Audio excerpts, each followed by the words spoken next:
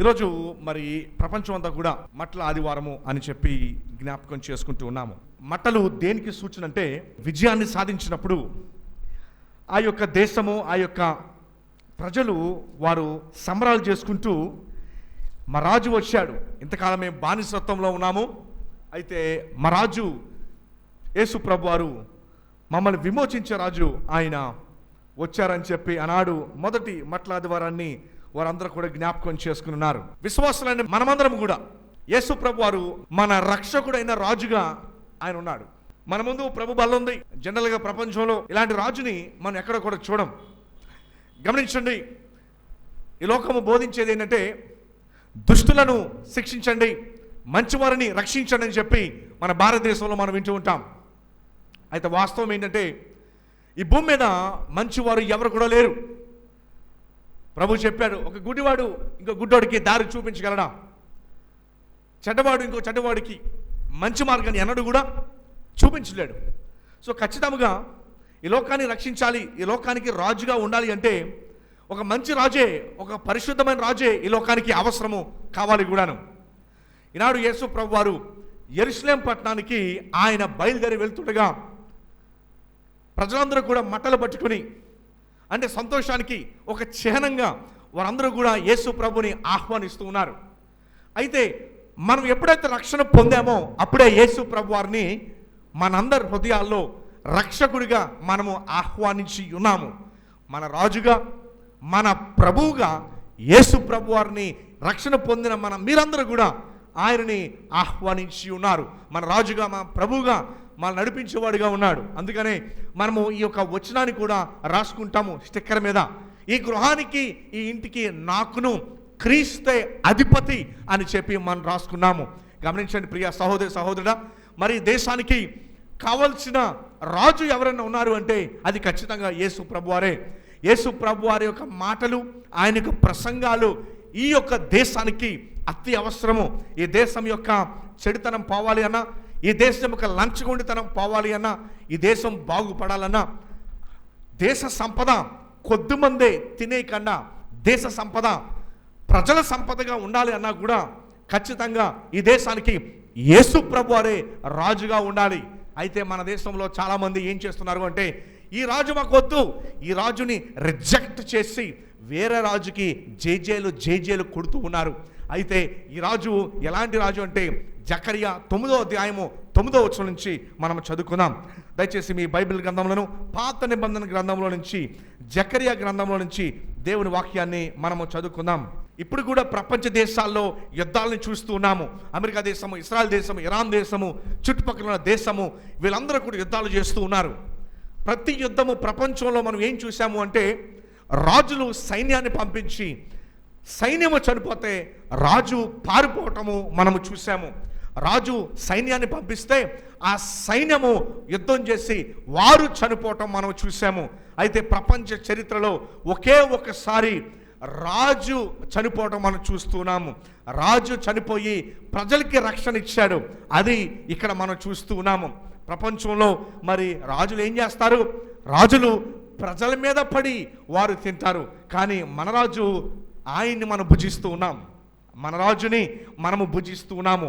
యేసు ప్రభువారు ఆయన రొట్టె రసము మనందరికీ ఇచ్చి ఆయన ఇదిగో భుజించండి, ఇది నా రక్తము, ఇది నా శరీరం అని చెప్పి మరి ఆయన్ని భుజించేటట్టుగా మనకిచ్చాడు. మన రాజు ఎంత గొప్పవాడో 9వ అధ్యాయము 9వ వచనం నుంచి మనం చదువుకుందాం. సంగమా, ఈ వర్తమానాన్ని మీరు వినుచుండగా మీ హృదయాల్లోకి, మనసులోకి రావాల్సిన ఆలోచన ఏంటంటే ఈ రాజు నా రాజు అయి ఉన్నాడు. ఈ రాజు, ఆయన రాజ్యంలో నేను ఉండటము నాకు ఇచ్చిన గొప్ప భాగ్యము. అయితే ఇప్పుడు మనము పేరుకి భారతదేశ రాజ్యాంగం కింద మనం ఉన్నప్పటికీ కూడా మనము నిత్య ఏ రాజ్యంలో ఉన్నాము అంటే యేసు ప్రభు రాజ్యంలోనే ఆయన మనల్ని చేర్చుకున్నాడు. అయితే చూడండి 9వ అధ్యాయం 9వ వచనంలో మనం ఏం చదువుకుంటున్నాము అంటే సియోను నివాసులారా బహుగా సంతోషించుడి. అయితే ఆ మెసేజ్ సియోను నివాసులకు మాత్రమే కాదు, ఈనాడు ఈ మెసేజ్ మనకి కూడా, భారతదేశపు నివాసులారా ఈ మెసేజ్ మనకి కూడా, ఈ మెసేజ్ మీకు కూడా, వ్యక్తిగతంగా మీ అందరికీ కూడా ఈ మెసేజ్. సియోను నివాసులారా బహుగా సంతోషించుడి, యెరూషలేము నివాసులారా ఉల్లాసముగా ఉండుడి. దయచేసి గమనించండి, ఈరోజు మన రాజును బట్టి మనం అందరం కూడా సంతోషించవలసిన వారం ఉన్నాం. ఎందుకంటే మన రాజు మన నిమిత్తమై ఆయన చనిపోయి తిరిగి లేచి మన కోసము రాబోతూ ఉన్నాడు. ఈ రాజు మాట చెప్పాడు, ఇదిగో నేను పరలోక రాజ్యానికి వెళుతున్నా, మీ కొరకు నేను స్థలాన్ని సిద్ధపరుస్తూ ఉన్నాను, నేనుండు చోటన మీరు కూడా ఉండబోతూ ఉన్నారు. సియోను నివాసులారా బహుగా సంతోషించుడి, యెరూషలేము నివాసులారా ఉల్లాసముగా ఉండుడి. నీ రాజు నీతిమంతుడును రక్షణ గలవాడును దీనుడనై గాడిద పిల్లను ఎక్కి నీ యొద్దకు వచ్చుచున్నాడు. యేసు ప్రభువారు ఆయన జీవితాన్ని, పరిచర్యను, అలానే ఆయన యొక్క మట్లాదివారము రోజుని, అట్లానే గుడ్ ఫ్రైడేని, అట్లానే క్రీస్తు పునరుద్ధాన రోజుని ప్రతి ఒక్కటి కూడా ఆయనే ప్లానింగ్ చేసుకుని ఉన్నాడు. ప్రియ సహోదరుడా, ఆయనే ప్లాన్ చేసుకున్నాడు. యేసు ప్రభు వారి యొక్క మట్లాదివారం కానీ, గుడ్ ఫ్రైడే కానీ, ఈస్టర్ కానీ ఏది అనుకోకుండా, యాక్సిడెంటల్గా అనుకోకుండా జరిగిన సందర్భము ఏది కూడా లేదు. ఎందుకంటే యేసు ప్రభు వారు రాజుగా రాబోతున్నాడని ఇప్పుడు మనం చదువుకున్న జకర్యా 9:9 వచనం ఈ అసలైన జరిగిన రోజుకి దాదాపు 400 సంవత్సరాలకి ముందు జరగబోయే ఈ యొక్క విషయాన్ని ప్రవక్త రాసి ఉన్నాడు, దేవుడు రాయించాడు. సో యేసు ప్రభు వారి యొక్క సంఘటనలన్నీ కూడా ముందుగానే యేసు ప్రభు వారి దాన్ని ఏర్పాటు చేసుకున్నారు. ఏది కూడా అనుకోకుండా జరిగింది కాదు. గాడిద పిల్లను సిద్ధం చేశాడు. అంత మాత్రమే కాదు, ఆయన వెంబడి వచ్చిన ఈ జనసమూహాన్ని కూడా ఆయనే ఏర్పాటు చేసుకున్నాడు. ఇది ఎక్కడ జరిగింది? బేతనియా అనే ప్రాంతంలో జరిగింది. ఈ బేతనియా ప్రాంతంలో యేసు ప్రభు లాజర్ని సమాధిలో నుంచి బయటకు తీసుకొచ్చాడు కదా. సో అప్పటికే యేసు ప్రభు వారి గురించి వారందరికీ తెలుసు. ఆ గాడిద పిల్లని జనసమూహాన్ని అంతటిని కూడా ఆయనే ఏర్పాటు చేసుకుని ఆయన రాజుగా యెరూషలేంకి వెళుతూ ఉన్నాడు. ఇందులో మనం గమనించాల్సిన విషయం ఏంటంటే, ఆనాడు వారు కేకలు వేశారు. ఏమని కేకలు వేశారు? ప్రభు పేరట వచ్చువానికి జయము జయము అని కేకలు వేశారు. అయితే ఈరోజు మరి ఆయనను మనం వెనక్కి తిరిగి చూసి ఏమంటున్నాము అంటే, ఆయన వచ్చాడు, విజయాన్ని ఇచ్చాడు, ఆయన మరలా మనల్ని తీసుకువెళ్ళడానికి మరలా ఆయన రాబోతూ ఉన్నాడు. అర్థమైందండి? ఆ రోజు ఆయన్ని ఏమని పిలిచారు? రమ్ము జయము అని ఆయన్ని పిలిస్తే, ఈ రోజున యేసు ప్రభు వారు వచ్చారు, ఆయన విజయాన్ని సాధించారు, ఆయన మరలా మన కోసం రాబోతూ ఉన్నాడు. చూడండి, మత్తయి సువార్త 21వ అధ్యాయంలో నుంచి ఈ వచనాల్ని మనము చదువుకుందాం. వారందరూ కూడా కేకలు వేశారు. ఏం కేకలు వేశారు? చూడండి, 9వ వచనంలో ఏమని రాయబడి ఉందో, జన సమూహములలో ఆయనకు ముందు వెలుచుండ వారును వెనుక వచ్చుండిన వారందరూ కూడా ఏమని కేకలు వేశారు అంటే, దావీదు కుమారునికి జయము, ప్రభు పేరట వచ్చువాడు స్తుతింపబడును గాక, సర్వోన్నతమైన స్థలంలో జయము అని కేకలు వేయుచుండిరి. ఏమంటే ఈ వర్తమానము నేను ఒక 2 నిమిషాల్లో చెప్పిన తర్వాత ప్రాక్టికల్గా అది మనకేంటి అనే విషయాన్ని మీకు జ్ఞాపకం చేస్తాను. దయచేసి గమనించండి. ప్రాముఖ్యమైన విషయం ఏంటంటే, మొదటి మట్లాదివారం ఏదైతే యెరూషలేం పట్టణంలో వెళుతుండగా జరిగిందో, వారందరూ కూడా కేకలు వేసి ఉన్నారు. ఏమని కేకలు వేశారు? ప్రభు పేరట వచ్చేవానికి జయము. అయితే ప్రభు పేరట వచ్చేవాడికి జయము. వాళ్ళందరూ అనుకున్నారు యేసు ప్రభు వారు ఆయన సింహాసనాన్ని ఇప్పుడే తీసుకుని కూర్చుండబోతున్నాడు. ఈ విషయం గడిచిన సంవత్సరం కూడా మీకు జ్ఞాపకం చేశాను నేను. ఆయన సింహాసనం మీద కూర్చుండబోతున్నాడు. వాస్తవానికి యేసు ప్రభు వారి ప్రణాళికలో యూదులు మాత్రమే కాదు, లోకములో ఉన్న ప్రతి జనాంగము కూడా ఈ రక్షణ ప్రణాళికలో వారు ఉన్నారు. సో అంచేత యేసు ప్రభు వారి యొక్క విజయం భూమి మీద ఆయన్ని సంహరించి రాజ్యాన్ని తీసుకోవడం కాదు, ఆయన విజయం ఎక్కడ ఉంది అంటే శిలువ మీద ఆయన విజయాన్ని సంపాదించబోతున్నాడు. ఇప్పుడు యుద్ధం చేసి కాదు, యేసు ప్రభు వారు శిలువ మీద యుద్ధాన్ని చేసి మరణాన్ని, శాపాన్ని, ఈ రెండిటి మీద ఆయన విజయాన్ని సాధించి ఆయన విజయుడై 3వ దినమున ఆయన తిరిగి మనందరి కోసం ఆయన లేచాడు. ఈ విషయాన్ని మనం జ్ఞాపకం పెట్టుకుందాం. అయితే ఇప్పుడు ఆయన్ని ఆహ్వానించారు. మొదటి మట్ల ద్వారంన ఆయన వచ్చారు, విజయాన్ని సాధించారు. ఇక్కడ ఏమన్నా కేకలు వేశారు? దావీదు కుమారునికి జయము. అయితే ఆయన వచ్చి శిలువ మీద ఆయన జయాన్ని పొందాడు. మరణం మీద, పాపం మీద, పాప శాపము మీద నుంచి ఆయన విజయాన్ని పొందాడు. ఆయన విజయాన్ని పొందడం మాత్రమే కాదు, ఆ విజయాన్ని మనందరికీ కూడా ఇచ్చాడు. ఆయన విజయాన్ని పొందడం మాత్రమే కాదు, ఆ విజయాన్ని మనందరికీ కూడా ఇచ్చాడు. ఇప్పటిదాకా మనం పాటలు పాడుకుంటూ వచ్చాం. ఏమని పాటలు పాడుకుంటూ వచ్చాము అంటే, దావీదు పేరట ఉత్సవానికి జయము జయము అని ఇప్పటిదాకా మనం ఏం చేసుకుంటూ వచ్చాం? పాటలు పాడుకుంటా మనం వచ్చాం. సో యేసుప్రభు వారు వచ్చారు, జయాన్ని పొందుకున్నారు. ఆయన మరలా తిరిగి రాబోతున్నాడు. ఈ యొక్క వచనంలో దావీదు కుమారునికి జయము అనే మాటను మనం ఆలకించాం. యేసుప్రభు వారు వచ్చి ఆయన విజయాన్ని పొందుకున్నాడు, ఆయన వెళ్ళిపోయాడు. ఏం జరిగిందండి ఇక్కడ? మొదటి మట్లాదివారంన ఏమని కేకలు వేశారు? ప్రభువానికి జయము జయము అని కేకలు వేశారు. సో ప్రభువారు ఎక్కడి నుంచి ఆయన జయాన్ని పొందాడు? పాపము నుండి, మరణము నుండి, ఈ రెండిటి మీద, శాపం నుండి మూడిటి మీద ఆయన విజయాన్ని పొందాడు. సో ఇప్పుడు మనం దేన్ని బట్టి మనం సంతోషిస్తున్నాము అంటే, యేసు ప్రభువారు మాత్రమే కాదు ఈ విజయాన్ని పొందింది, యేసు ప్రభులో ఉన్న మనందరికీ కూడా ఈ విజయాన్ని ఇచ్చాడు. మీకు అర్థమైందండి? సో ప్రభువారు వచ్చారు, ఆయన శిలువ మీద విజయాన్ని సాధించి, పాపం మీద, మరణం మీద, శాపం మీద విజయాన్ని సాధించి, ఇప్పుడు ఈ యొక్క విజయాన్ని మనకు దయచేశాడు. ఓకేనా? సో అంచేత ఈ మట్లాద్వారంలో మనం కూడా ఎందుకు సంతోషిస్తున్నాము అంటే, యేసు ప్రభువారు వచ్చారు, జయాన్ని పొందుకున్నారు. ఆయన జయాన్ని పొందుకోవడం మాత్రమే కాదు, ఈ రొట్టెలో పాల్గొన్న ప్రతి ఒక్కరికి కూడా ఆయన జయాన్ని దయచేశాడు. దేని మీద నుంచి? 3 విషయాలు. మొదటిది ఏంటి? పాపం మీద జయము, శాపము, మూడవది మరణము. ఎందుకంటే ఆయన రాజ్యంలోనికి మనం వెళ్ళినప్పుడు ఇక మీదట పాపము మనల్ని అందులో పాడేయలేదు. ఇప్పుడు కూడా విశ్వాసులుగా ఉండగా పాపము శోధన చేత మన మీదకి వచ్చినప్పటికీ కూడా దేవుడు వాటి మీద మనకి విజయాన్ని దయచేశాడు. ఒకప్పుడు రక్షణ పొందక మునుపు చేసిన పాపాలు, రక్షణ పొందిన తర్వాత వాటిని అసహించుకుంటూ ఉన్నాం. పాపం మీద విజయాన్ని ఇచ్చాడు. 2, ఆ శాపం వలన వచ్చే నరకం ఏదైతే ఉందో అక్కడి నుండి మనకి విజయాన్ని దయచేశాడు. 3వది మరణం మీద మనకి విజయాన్ని దయచేశాడు. భౌతికంగా మన శరీరము మట్టిలోకి వెళ్ళిపోయినప్పటికీ కూడా రెండవ మరణం ఏదైతే ఉందో, నిత్య నరకాగ్ని గుండము, అందులో నుంచి మనకి విజయాన్ని దయచేశాడు. వారు విజయం కొరకు కోరారు, మనం వెనక్కి తిరిగి పొందిన విజయాన్ని బట్టి ఆయనకు స్తుతులు చెల్లిస్తూ ఉన్నాం. అది వ్యత్యాసం. ఓకే, వారు విజయం కొరకు అడిగారు, కోరారు, మాకు విజయాన్ని ఇవ్వని. అయితే యేసు ప్రభు వారు సంగముగా మనల్ని విజయులుగా చేసి ఆయన విజయాన్ని పొందాడా?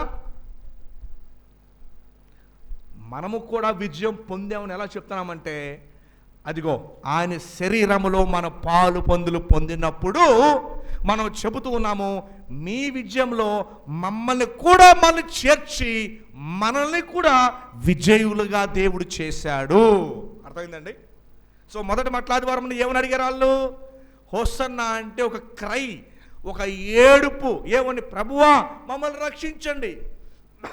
వాళ్ళనుకున్నారు కైసర్ నుంచి, హేరోదు నుంచి, రోమా ప్రభుత్వం నుంచి విజయం కోరారు. కానీ యేసు ప్రభు వారు వచ్చింది అక్కడి నుంచి విజయం ఇవ్వడానికి కాదు. ఈ వచనం మీకు తెలుసు కదా, పాపులను రక్షించుటకు క్రీస్తు యేసు ఈ లోకమునకు వచ్చాను. ఈ వచనం మీకు తెలుసు కదా. సో యేసు ప్రభు వారు వచ్చి విజయాన్ని సాధించి వెళ్ళిపోయారు. ఒక వచనాన్ని చదువుతాను చూడండి. 2 సమూయేలు 7వ అధ్యాయము 16వ వచనం. 2 సమూయేలు 7వ అధ్యాయం 16వ వచనం. మీకు మొదటి పాయింట్ని ఆల్రెడీ ఈరోజు మీకు చెప్పాను నేను. ఏంటి మొదటి పాయింట్ అంటే, ఆనాడు వారు విజయం కొరకు అడిగారు, యేసు ప్రభు వారు ఆ విజయాన్ని ఇచ్చేశారు. ఏ విజయాన్ని? పాపం మీద, శాపం మీద, మరణం మీద. ఆ విశ్వాసి దేన్ని బట్టి మనం నిర్ధారణ చేసుకుంటున్నామంటే, మనము పాల్గొంటున్న ఈ ప్రభు బలను బట్టి మనం చెప్తున్నాము, మనకేం పొందుకున్నాం, మనము విజయాన్ని మనము పొందుకుంటున్నామని చెప్పి ఈ బలలో పాల్గొంటున్న దాన్ని బట్టి నిర్ధారణ చేసి బలంగా బలగుద్దిమని చెప్తూ ఉన్నాం. ఓకేనండి. సో జయం వచ్చిందా రాలేదండి? జయం వచ్చిందా రాలేదా? జయం వచ్చేసింది. ఓకేనండి. మీరు జయం పొందుకున్నారండి? వ్యక్తిగతంగా మనకు వచ్చిన జయం ఏంటో తెలుసా? ప్రభునందున్నందు వలన ఫస్ట్ మరణం, భౌతిక మరణం మీద భయాన్ని తీసేశాడు. లోకస్తులు ఏడ్చినట్టుగా మనం ఏడం. లోకస్తులకి ఇదే ఎండ్, విశ్వాసులకి ఇదే బిగినింగ్. అందుకని బైబిల్ ఈ భౌతిక మరణం గురించి ఎన్నడూ కూడా అది కీడని, అది బ్యాడ్ అని చెప్పలా. మేలని, ఘనతని, విలువ కలిగిందనే రాయబడి ఉంది. యెహోవా భక్తుల మరణము ఆయన దృష్టికి విలువ కలిగినదే అని రాయబడి ఉంది. చావు అయితే నాకు మరిమేలు అని పౌలు గారు రాశారు. సో మరణాన్ని, భౌతిక మరణం మీద భయాన్ని తీసేసి రెండవ మరణం అసలు మన మీద ఎటువంటి అధికారం లేక నిత్య రాజ్యంలోనికి ప్రభువు మనల్ని ప్రవేశపెట్టాడు. సో అంచేత ఆయన జయాన్ని సాధించాడా? ఇందాక పాట ఉంది కదా, జయ జయ యేసు జయ జయ క్రీస్తు అనే పాట ఉంది. మనందరికి బలలో ఉన్న పాల్గొన్న ప్రతి ఒక్క విశ్వాసికి మరణం మీద విజయాన్ని ఆయన సాధించాడు. భౌతిక మరణం మీద భయాన్ని తీసేశాడు, రెండవ మరణము లేకుండా చేశాడు, నిత్య జీవాన్ని ఇచ్చాడు. ఓకే. రెండోది ఆయన మనకి ఇచ్చిన విజయం ఏంటంటే పాపం మీద విజయాన్ని ఇచ్చాడు. ఈ పులిపెట్టి మీద చాలామంది సెంట్రల్ జైల్లో భయంకరమైన నరహత్యలు చేసి తర్వాత ఎంతోమంది సాక్ష్యాలు చెప్పారు. ఏమని? ఒకప్పుడు పాపాన్ని ప్రేమించే వ్యక్తి నేను ఇప్పుడు ఆ పాపాన్ని చూస్తుంటే అసహించుకునే స్థితిలోకి దేవుడు నన్ను తీసుకొచ్చాడు. అటు అనుభవం మీ అందరికి ఉందమ్మా? రక్షణ పొందకముందు కొన్ని ప్రేమించాం, రక్షణ పొందకముందు కొన్ని చేశాం, రక్షణ పొందకముందు కొన్ని చోట్లకి వెళ్ళాం. కానీ రక్షణ పొందిన తర్వాత ఆ చోట్లు, ఆ పనులు, ఆ స్నేహాలు నాకు అది అసహ్యాన్ని తీసుకొస్తుంది, ఛీ అని అనిపిస్తుంది.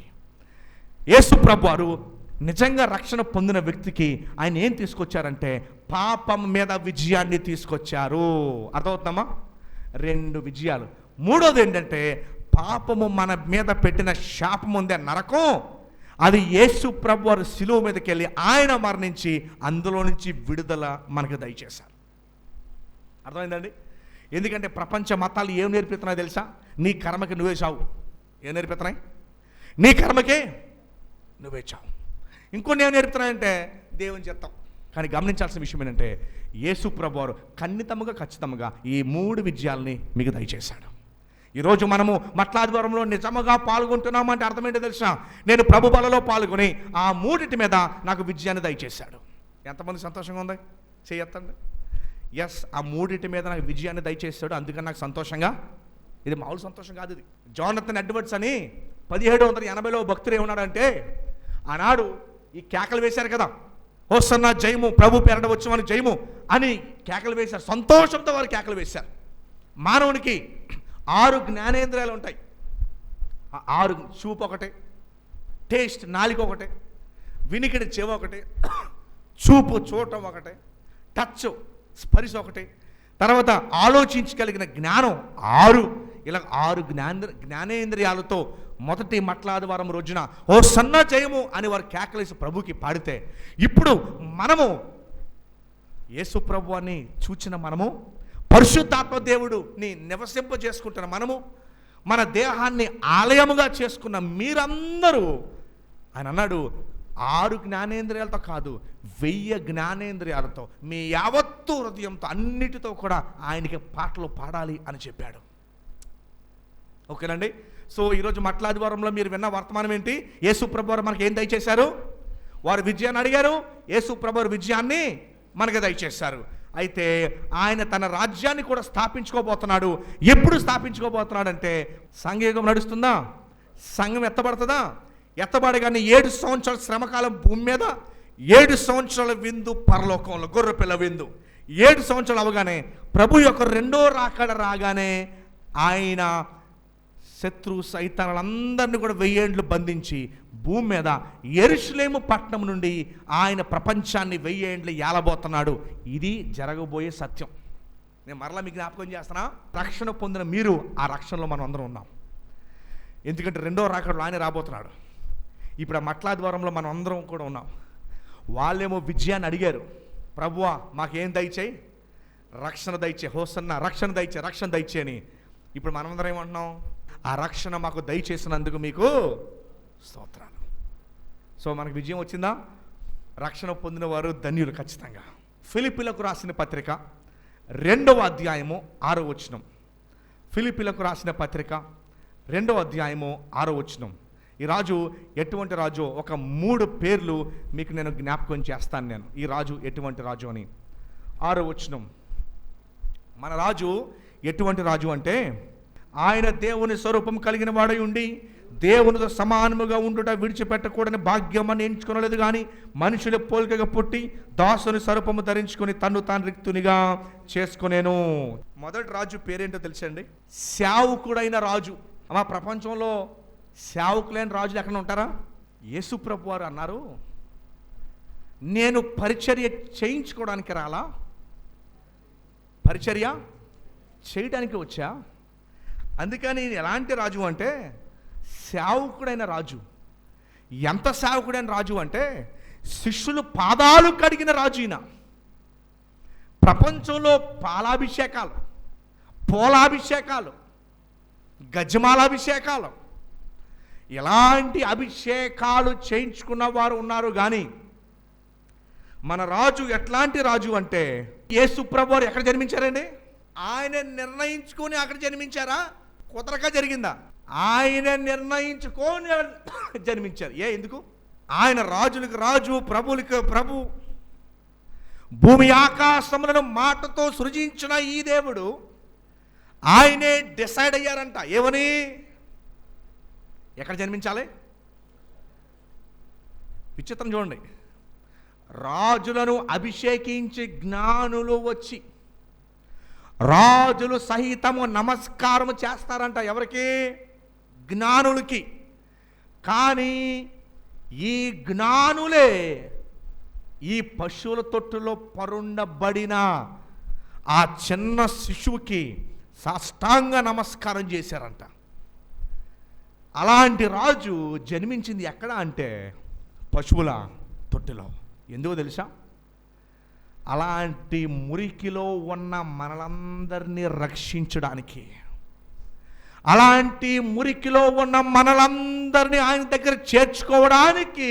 గమనించండి ప్రియ సహోదరి సహోదరుడా, అందుకని ఆయన దీనుడై వచ్చాడు. రాజులకి ఏం కావాలి? పొగడ్తలు కావాలి. రాజులకి ఏం కావాలి? గొప్ప కావాలి. కానీ మన రాజు అలాంటి రాజు కాదు. ఆయన మన స్థాయికి వచ్చాడు. ఆయన మన దగ్గరికి వచ్చాడు. అందుకనే మన ఎంత బాధలో ఉన్న, కష్టంలో ఉన్న ఆయనతో మాట్లాడుకోవచ్చు, ఆయనకి చెప్పచ్చు. మన కష్టాలని ఎందుకు చెప్పచ్చు అంటే, నీ కష్టాలని వినటానికే నీ దాకా వచ్చాడు ఆయన. ఆయన ఒకవేళ ఒక పెద్దింట్లో పుట్టుంటే మనం చేరుకోలేం. ఒక పెద్ద కోటలో జన్మించుంటే ఆయన మనం ఎవరు చేరుకోపోయేవాళ్ళం. అమ్మో, ఆయన దగ్గరికి మేము ఎక్కడ వెళ్ళగలమండి? దేవుడే దిగి పశువుల తొట్టులోకి, ఆ మురికిలోకి నీ దగ్గరికి వస్తే ఆ కొండ ఎక్కుతానంట వీటి. ఆయన ఎక్కడ దాకా వచ్చాడు? ఎక్కడ దాకా వచ్చాడు? పశువుల తొట్టు దాకా. ఆయన అంటే ఎక్కడికి వచ్చాడో తెలుసా? నీ దాకా వచ్చాడు ఆయన. ఎక్కడ దాకా వచ్చాడు? ఈ మట్లా ద్వారంన ఈ 3 విజయాలు ఇవ్వడానికి యేసు ప్రభు ఎక్కడ దాకా వచ్చాడు? నీ గుమ్మం దగ్గరికి, నీ మంచం దగ్గరికి, నీ కంచం దగ్గర కూడా వచ్చాడు ఆయన. అర్థమైందండి? నీ దాకా వచ్చాడు ఈ రాజు. ఈ రాజు నువ్వు వెతుక్కుంటే వెళ్ళకల్లా, ఈ రాజు నిన్ను వెతుక్కుంటూ వచ్చాడు. ఈయన నువ్వు పడిపించాటుకు వచ్చాడు. నువ్వు కృంగిపోయినా, నాకు ఎవరు సహాయం లేదు, నాకు ఒంటరిగా ఉన్నాను నేను, ఈ రాజు నీ దాకా వచ్చాడు. అందుకనే పశువుల తొట్టులో పుట్టాడు ఆయన. మొదటి రాజు ఎవరో తెలుసండి? సేవకుడైన రాజు. ఎవరైనా ఈ రాజు నీ కొరకు సేవకుడు అయితే ప్రభు అన్నాడు పాదాలు కడుగుతూ, నువ్వు కూడా నీ పక్కవాడికి సేవకుడు అవ్వు అని చెప్పాడు దేవుడు. నీకు ఆయన సేవ చేస్తున్నందుకు నువ్వు కూడా ఇతరులకు ఏం చేయాలి? సేవ చేయాలి. చిన్నప్పుడు క్రిస్మస్ సందర్భంలో నేను ఒక 100 రూపాయలు దాచుకొని ఏం చేసానంటే, గోడెమ్మట లెప్రసీ వాళ్ళు ఉండేవారు ఒక 25 ఏళ్ళ క్రితం. ఎవరు ఉండేవారండి? లెప్రసీ వాళ్ళు ఉండేవారు. తర్వాత వాళ్ళ కాలనీ మార్చి HM కాలనీ పంపేశారు అందరినీ. ఆ లెప్రసీ వాళ్ళు ఉంటే అప్పుడు పూర్వం బ్రెడ్ అప్పుడు 7 రూపాయలకి ఇచ్చేవారు. 7 రూపాయలకి ఇంత బ్రెడ్ ఇచ్చేవారు. క్రిస్మస్కి 100 రూపాయలు పెట్టి 15-20 ప్యాకెట్లు ఒక కవర్లో పెట్టుకుని నేనేం చేసామనంటే ఆ ఒక్కొక్క పొట్లం పట్టుకుని అలా ఇస్తా వెళ్ళిపోయి ఉన్నాను. వాళ్ళందరికీ ఉదయం 7:30-8 అలా పొట్లం పట్టుకుంటే అది ఎంత సంతోషం ఫీల్ అయ్యేవారో. అప్పుడు ఎంత 6వ తరగతి 7వ తరగతి ఏమండి? ఈ రాజు సేవకుడైన రాజు ఎందుకు వచ్చాడంటే, నువ్వు కూడా ఇతరులకి సేవ చేయడానికి ఈ రాజు ఈ 3 విజయాలు నీకు ఇచ్చాడు. ఈ 3 విజయాలు పొందిన వారు ఏం చేస్తారో తెలుసా? ఆ రాజు ఇచ్చిన సంతోషాన్ని బట్టి ఇతరులకు ఏం చేస్తారు? సేవ చేస్తారు. 2వ రాజుని మీకు జ్ఞాపకం చేస్తాను. ఈయన రాజ్యం నిత్యం ఉండే రాజ్యం. దానియేలు గ్రంథంలో ఒక రాజుకి ఒక కళ ఇచ్చాడు. ఆ కళ ఏంటంటే, ఒక పెద్ద విగ్రహం. నెబుకద్నెజరు ప్రపంచాన్ని పరిపాలించే రోజుల్లో ఒక పెద్ద విగ్రహం, తెల్లేమో బంగారం, వెండి, ఇత్తడి, ఇనుమ మట్టి కలిసి ఒక పెద్ద రాయి వచ్చి ఈ విగ్రహమే పడగానే ఈ విగ్రహం తునాతునుకులు అయిపోయింది, తొట్టెల పడిపోతుంది. దానియేలు అంటాడు ఆ రాజుతో, రాజు అడుగుతాడు, రాజు దానియేలు దీని అర్థం ఏంటో చెప్పవా? దీని అర్థమేంటో చెప్పవా? రాజా దీని అర్థమేంటో చెప్పనా? ప్రపంచాన్ని నీలాంటి వాళ్ళు అనేక మంది పరిపాలిస్తారా? ఈ రాయి ఏంటో తెలుసా? ఈ రాయ యేసు ప్రభు మూలకి తలరాయి. ఈ రాయి వచ్చి ఈ రాజ్యాలన్నిటిని తీసేసి, వాస్తవానికి యేసు ప్రభు చెప్పినట్టు జరిగింది. ఆ రోజు దానియేలు రాజుతో, రాజా నెబుకద్నెజరు నీ రాజ్యం బంగారపు బబులోనీలు బంగారు రాజ్యం, అన్ని బంగారాలతో కట్టేవారు. తర్వాత మాదీ పారసీకులు ప్రపంచాన్ని పరిపాలించారు. ఏమండి? వారిది సిల్వర్, వెండి, తర్వాత ఇత్తడి ఎవరిదంటే గ్రీకులు పరిపాలించారు, తర్వాత రోమీలు పరిపాలించారు. ఆ తర్వాత అనేక రాజ్యాలు వచ్చినాయి. ఈ రాజ్యాలన్నిటినీ వింటున్నారా? ఈ రాజ్యాలన్నిటినీ యేసు ప్రభువారు ఈ పెద్ద రాయి వచ్చి కొట్టగానే ఆ విగ్రహం తునాతునకలైపోయి యేసు ప్రభువారు తన రాజ్యాన్ని ఈ భూమి మీద స్థాపించుకోబోతున్నాడు. ఈ విషయాలు ఎక్కడ దొరుకుతాయి? టీవీలో దొరకవు. ఈ విషయాలు ఈ సత్యవేద గ్రంథంలో మాత్రమే లభ్యమవుతాయి. సో మన రాజు ఎవరు రాజు? నిత్యం ఉండే రాజు. ఆ రాజ్యంలో మనం కేవలం పౌరులుగా మాత్రమే కాదు, ఎలా ఉండబోతున్నాం చూడండి. ప్రకటన గ్రంథము చివరి మాటలు చూడండి. లౌదోక్య సంఘానికి చెప్తున్నాడు, 4వ అధ్యాయము, ప్రకటన గ్రంథము 4వ అధ్యాయం చూడండి ఒకసారి. 20వ వచనం, 4:20 నేను చదువుతున్నాను చూడండి. ఇదిగో నేను తలుపు నొద్ద నిలుచుండి తట్టుచున్నాను. ఎవడైనాను నా స్వరము విని తలుపు తీసిన ఎడల నేను అతని యొద్దకు వచ్చి అతనితో నేనును నాతో కూడా అతను భోజనము అంటే సహవాసం చేయదము. నేను జయించి నా తండ్రితో కూడా ఆయన సింహాసనమునందు కూర్చున్న ప్రకారము జయించు వారిని నాతో కూడా నా సింహాసనం నందు కూర్చుండనిచ్చెదను. ఓకేనండి? యేసు ప్రభువారు మనకి ఏమి ఇవ్వబోతున్నారంట? ఎప్పుడు ఆలోచించారా? తండ్రి సింహాసనం మీద కుమారుడు కూర్చుంటే అదే సింహాసనం మీద మనల్ని కూడా, అందుకని యేసు ప్రభువారు మనల్ని సహోదరులు అని పిలిచారు. ఆ నిత్య రాజ్యంలో పౌరులుగా మాత్రమే కాదు మనం ఉండబోయేది. ఆ నిత్య రాజ్యంలో రాజులనే యాజక సమూహముగా మనం ఉండబోతున్నాం. అర్థమైందండి? 2 చూసాం మనము. మనకి 3 విజయాలు ఇచ్చాడు ఈ రాజు. ఏ రాజు అయినా? సేవకుడైనా రాజు, నిత్యముండే రాజు. 3వ రాజు ఎవరు అంటే మనల్ని రక్షించగలిగిన రాజు. 3వది ఎవరండి? మనల్ని రక్షించగలిగిన రాజు. మన రాజు నీ కొరకు అవమానాన్ని సిద్ధపరచుకున్నాడు, సిలువుని సిద్ధపరచుకున్నాడు, ముళ్ళ కిరీటాన్ని సిద్ధపరచుకున్నాడు, మేకులను సిద్ధపరచుకున్నాడు, 39 కొరడా దెబ్బలు సిద్ధపరచుకున్నాడు, పక్కలో బల్యాన్ని సిద్ధపరచుకున్నాడు. ఆయన రక్తాన్ని సిద్ధపరచుకున్నాడు. శిష్యుల చేత విసర్జించబడటం సిద్ధపరచుకున్నాడు. పేతురు చేత ఆయన ఎవరో నాకు తెలియదని 3 సార్లు విడిచిపెట్టడము సిద్ధపరచుకున్నాడు. ఈ రాజు మనందరి నిమిత్తమై ఆ తండ్రిని చేతిని విడిచాడు. తండ్రి, నా చేతిని వేళ విడిచితివి.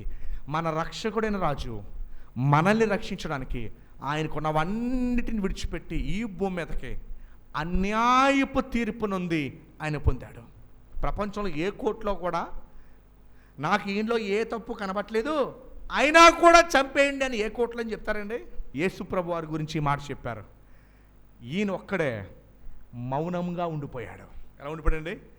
బొచ్చు కత్తిరించువ అనే ఎదుట గొర్రె పిల్ల ఎలాగైతే మౌనముగా ఉంటుందో ఆ రీతిగా యేసు ప్రభు వారు ఉండిపోయాడు.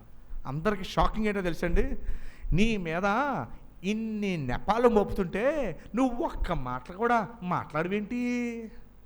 పిలాతుకి అర్థం కాక ఈయనే మాట్లాడించాడు యేసు ప్రభు వారిని. నువ్వు రాజువేనా? నువ్వు అన్నట్టే. అయితే నీ రాజ్యం ఎక్కడుంది? ప్రభు అన్నాడు, ఈ రాజ్యం ఎక్కడదే కాదు.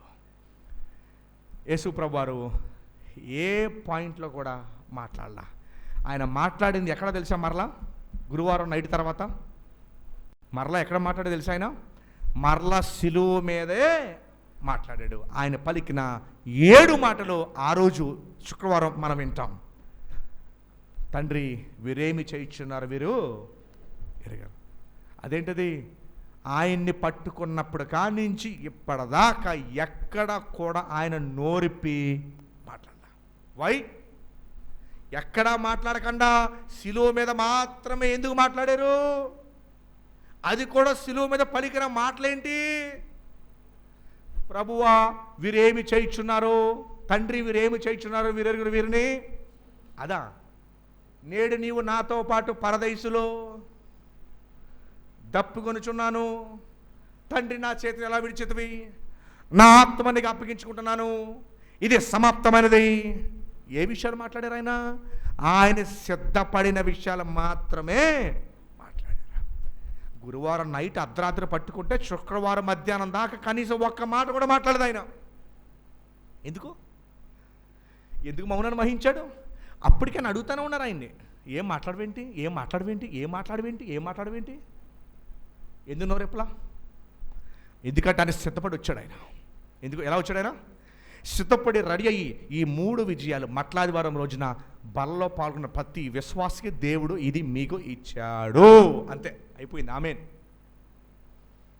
ఏంటే 3 విజయాలు? ఫస్ట్, మరణం మీద.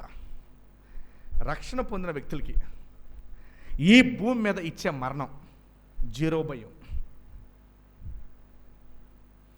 లోకం మరణం గురించి మాట్లాడితే నోరు మూసేస్తుంది. కానీ విశ్వాసి, మరణమా నీ ముళ్ళు ఎక్కడ, నీ అధికారం ఎక్కడ? సో మరణం మీద విజయాన్ని ఇచ్చాడు. 2, ఒకప్పుడు చేసే పాపాలు అవి ఎంత వెనక్కి లాగినా లోకం రాలేకపోతుంది. పాస్టర్ గారు ఎంత అనుకుంటున్నాను కానీ మానలేకపోతున్నానండి. లోకం రాలేకపోతుంది. కానీ విశ్వాసి బయటకు వచ్చేసాడు. విశ్వాసి బయటకు వచ్చేసాడు. విజయం ఏంటది? విజయం వచ్చేసింది. ఇక మీదట అవి చేయకూడదు అనుకుంటే ఎస్, ఇంక వాటి వెనక నేను చూడండి. వెనక సెయింట్ అగస్టిన్ ఒక వ్యక్తి, అమ్మ బాగా ఆలకించండి, ఈ మాట అన్నాడు, ఆ పాత వ్యక్తి నాలో చచ్చిపోయాడు. మీలో విజయము ఇంకా రాలేదా? ఆ పాపాలు ఇంకా మిమ్మల్ని వెనక్కి లాగేస్తున్నాయా? మానేద్దాం అనుకున్నారు కానీ మానలేకపోతున్నారా? మీకు ఇంకో దారి లేదు. విజయం సాధించిన యేసు ప్రభువారే మనకి విజయాన్ని ఇవ్వగలడు. ఆయన సమస్తమైన దుర్నీతి నుంచి మిమ్మల్ని పవిత్రులుగా చేయగలడు. ఆయన అడిగితే చాలు, ప్రభువా నాకు ఆ విజయాన్ని దయచేయి, నేను నిజముగా మట్లాదివారంలో పాల్గొనాలి. గుడికి వెళ్ళడం కాదు, నేను నీ దగ్గరికి రావాలి. మందిరానికి వెళ్ళి వచ్చానని చెప్పుకోవడం కాదు, నేను నీ దగ్గరికి రావాలి. I should come to you. Yes, నాకు మరణమే విజయాన్ని ఇచ్చావు, దాని మీద నాకు భయం లేదు. నాకు ఎందుకంటే నేను ఎక్కడికి వెళ్తానో నాకు తెలుసు కాబట్టి. ఓకే, బాగుంది. రెండవది, అయితే పాపం మీద నాకు ఇంకా విజయం కావాలి. కొన్ని నేను ఇంకా జయించలేకపోతున్నాను. నాకు తెలుసు అది తప్పు, చేయకూడదని, అయినా కూడా నేను చేసేస్తున్నాను. నేను నా బలహీనత వలన వాటి మీద నాకు ఇంట్రెస్ట్ తీసేయి, వాటి మీద నాకు ఇంట్రెస్ట్ చంపేయి, నీ మీద నాకు ఇంట్రెస్ట్ కలిగించు. నిన్ను ప్రేమించడం మొదలు పెడితే వాటిని ద్వేషించడం ప్రారంభిస్తా. ఏంటన్నది? నిన్ను ప్రేమించడం మొదలు పెడితే వాటిని ద్వేషించడము మొదలు పెడతా. మూడోది, నీ బలలో పాల్గొనేటప్పుడే నాకు విజయాన్ని దయచేసావు. అదేంటంటే శాపాన్ని నా మీద నుంచి తొలగించి నీ మీద, నీ కుమారుడి మీద వేసుకున్నావు. ఆ రోజు విజయాన్ని అడిగారు, ఈరోజు యేసు ప్రభు వారు మనకి విజయాన్ని, అందుకనే ఏమని పాడుకుంటున్నాం? జయ జయ యేసు, జయ జయ క్రీస్తు. ఆ విజయాన్ని ఆయనకే కాదు, ఆ విజయానికి మనం కూడా ఇచ్చాడు. దానికి సాదృశ్యమే ప్రభు బల్ల. ఓకేనండి, ఈ 3 విజయాలు ఇచ్చాడు. ఆ రాజు ఎవరు? సేవకుడైన రాజు. ఇంకో రాజు ఎవరండి? నిత్యం ఉండే రాజు. మూడో రాజు ఎవరండి? మన రక్షకుడైన రాజు. సో ఈ రాజు మన రాజు అని చెప్పటానికే ఈ బల్ల. ఈ రాజు పరాయి రాజు కాదు. ఈ రాజు ఏ రాజు? మన రాజు, నా సొంత రక్షకుడు అని చెప్పడానికే ఈ బల్ల. ఆయన రొట్టిచ్చి చెప్పిన మాట ఏంటో తెలుసా? ఇది నా శరీరము. ఏమని చెప్పారు ఆయన? ఇది నా రక్తము అని చెప్పించారు.